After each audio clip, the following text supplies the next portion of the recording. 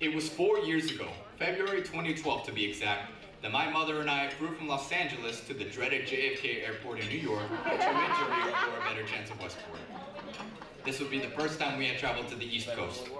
The Red Dot shuttle arrived, and we were on our way to meet what became my fate. On the way, we passed the Manhattan skyline, Citi Field, and WWE headquarters. For the 13-year-old that I was, this was awesome. Then, the shuttle started making stops, smelled weird, and I arrived to Westport 3 hours late. This became the standard drive for all of my future travels. When it was time to meet the selection committee members of A Better Chance of Westport, I was welcomed with a nice luncheon. There, I met a particular committee member, Dave Sokol. Generating conversation with him, he thought I was, quote, smart, so he asked me a riddle. What weighs more, a pound of feathers or a pound of iron? Panicked, I responded, a pound of iron. In response, Dave said, well, I think a pound is a pound. In that moment, I thought I had blown the whole interview. Alright, so that wasn't the case. That August, my mother flew with me to drop me off in Westport. In her eyes, she was about to leave her youngest child 2,800 miles away to live his adolescent years under someone else's eyes. In my eyes, I saw a proud yet hurting mother. I said, no llores, don't cry. That was the time to remember where I came from. Both of my parents grew up in the poverty in the slums of Mexico, and they crossed the border illegally. They shared the same dream, create a stable lifestyle for themselves and their future children in the US. My parents never received the chance for a higher education that I will have, but they continue to work hard every day and eventually earn their US citizenship. And after all of the hardships they faced, they are here tonight to watch me deliver this speech.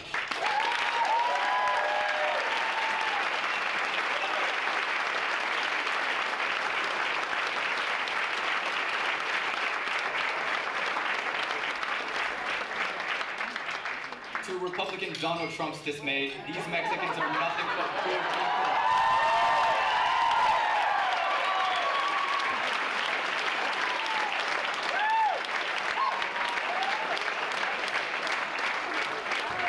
I did not want to leave my family in Los Angeles at 13 years old, but I knew that this program was the opportunity to experience something new. The transition was difficult initially. However, over time, more reasons grew for me to stay and stay strong throughout my stint in this program. I met new friends, I was building a network, and ultimately, I wanted to be the best I could be, which meant I had to stay here to diversify my options for my future. Little did I know that while in Westport, I would figure out what I want to major in, what I love to do, and most of all, what amazing friends and mentors I would have in my life. Being optimistic, I followed my old passions while gaining new ones. A good old passion of mine is soccer, and I played Westport recreational and travel soccer. I commentated Staples soccer games too. It was an honor to commentate for both Staples varsity soccer teams, especially when playoffs came around. Hooked on commentating, I went solo to produce a bilingual music variety show called El Tiguerito Takeover on WWPT. Doing El Tiguerito Takeover taught me that while Westport doesn't have much Spanish music radio,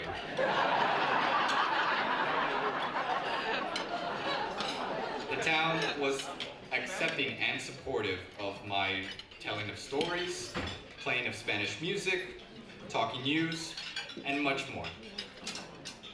Aside from my work on WWPT, I experienced radio at a professional level while interning at Power 106 in Los Angeles. Next, Eileen and Andy Yema allowed me to write for their syndicated column Taking the Kids, and I reported on Disneyland, the Los Angeles Clippers at Staples Center, and much more. These incredible experiences ultimately launched my decision to major in communications in college.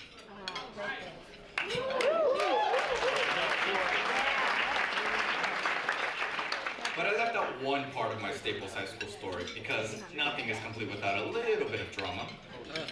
Wanting to perform with and without face, I joined Staples Players. I started out as a technician, later converted to an actor. However, at that time, I had no talent.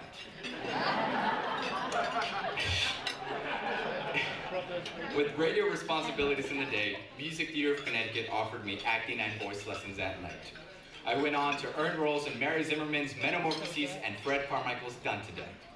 But the character I most relate to is Jay Gatsby from F. Scott Fitzgerald's novel, The Great Gatsby.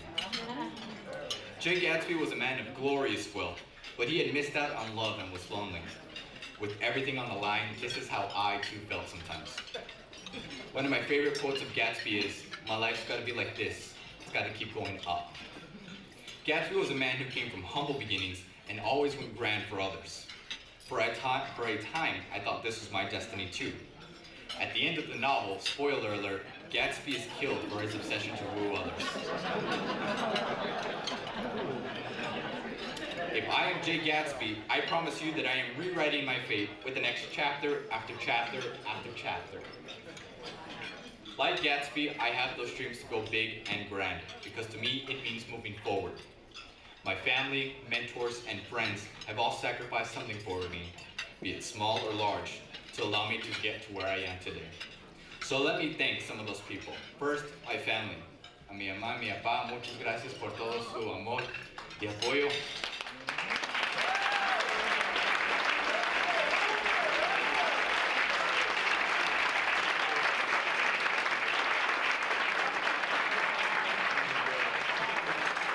Sé que no han dado un camino muy bonito, pero ya llegamos aquí y primero Dios todo va a salir mejor. Igualmente a toda mi familia en Los Ángeles y en México. I also want to thank the board members and volunteers of the program. Your time and commitment keeps this program up and running, and I've been privileged to meet some of the nicest people. So, shout outs to Lori and David Sokol for spoiling me like a Westport kid.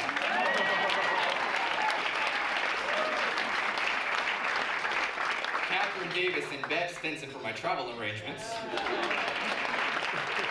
Flights are expensive. Patrick Fox for the 6 a.m. rides to the exercise program. Sarah Hickson, Rhonda Payne, and the volunteer drivers for not leaving me stranded in the cold. Remember, I'm from Los Angeles, not easy for me. Eileen Ognitz, Andy Emma, Gary Rosnick, and Bruce Mitnick for their communications field exposure I was jonesing for, and their excitement for keeping track of all the madness.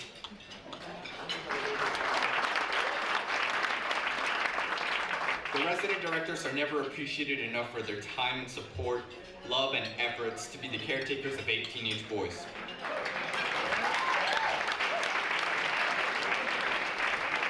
I would like to recognize the past resident directors, Desiree and Titus McDougall, and the current resident directors, Letitia and Rodney Williams, for giving me love and instilling confidence in me every day.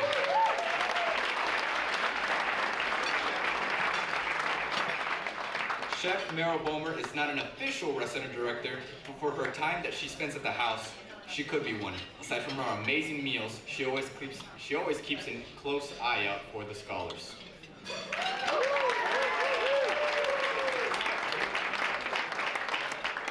Host families are meant to give a home away from home, and I cannot thank my host families enough for their love and support. A strong shout out to the Goto family for taking me in freshman year, and the Minter family sophomore year on.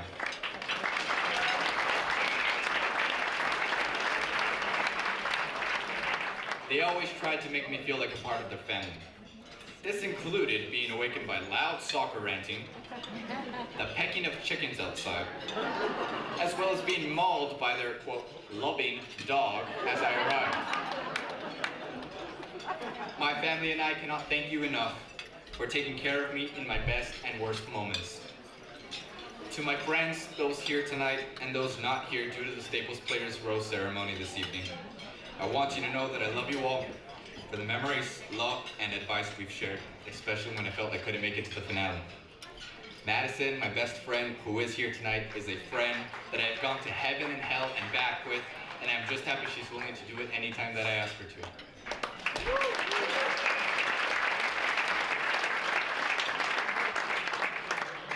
I am reminded of a quote from one of my favorite soccer players from Mexico. His name is Eric Hugo Torres, who said, "The most difficult thing about being here is feeling alone sometimes, but these barriers have helped me become a better person and a better professional."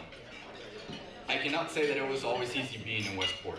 Each year presented a new physical, mental, and emotional challenge. But each person in my family and in the Westport and Staples communities helped ensure that I would persevere and succeed. In the past 4 years, I have prospered, but I've also been challenged so many times. However, I would never trade away this experience. It has made me the person that I am today and will help launch me into the next chapter of my life. Ladies and gentlemen, I am Christopher El Tiguerito Morales Quiñones. I hope I have made you all proud, and I will see you on the other side when I graduate high school this year.